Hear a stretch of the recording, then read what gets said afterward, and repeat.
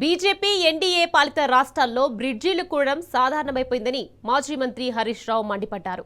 ఆ ఘటనపై విచారణ ఉండవని, ఎలాంటి చర్యలు తీసుకోరని ఆగ్రహం వ్యక్తం చేశారు. గుజరాత్ వడోదరలో మహిసాగర్ నదిపై ఉన్న గంభీరా వంతెన కూలింది. ఈ ఘటనలో 10 మంది మృతి చెందడం దురదృష్టకరమని హరీష్ రావు అభిప్రాయపడ్డారు. బీజేపీ పాలిత రాష్ట్రాల్లో వంతెనలు కూలితే చర్యలు తీసుకోరని హరీష్ రావు విరుచుకుపడ్డారు.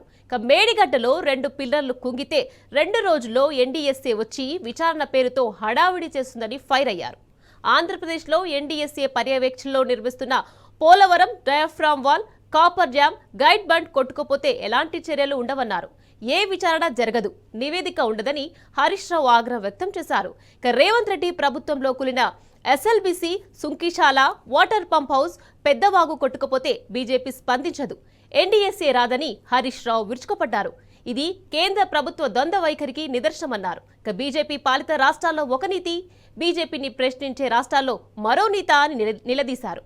బీజేపీ రాజకీయ కక్ష సాధింపులకు ఆయుధంగా వాడుకునే కుటిల బుద్ధికి అద్దం పడుతుందన్నారు.